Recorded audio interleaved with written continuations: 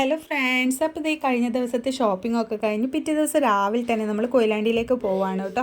അപ്പോൾ ട്രെയിനാണ് പോകുന്നുണ്ടായിരുന്നത്. ഇത് നേരെ ട്രെയിനിലേക്ക് കയറിയിട്ടുണ്ടായിരുന്നു കേട്ടോ. എങ്ങനെയൊക്കെയോ ഒരു മണിക്കൂറൊക്കെ ഇരുന്ന് ഇത് കൊയിലാണ്ടിയിൽ എത്തിയിട്ടുണ്ടായിരുന്നു. ഇതായിരുന്നു കേട്ടോ ബർത്ത്ഡേക്കാരി നിഹാരിക എന്നാണ് വാവയുടെ പേര്.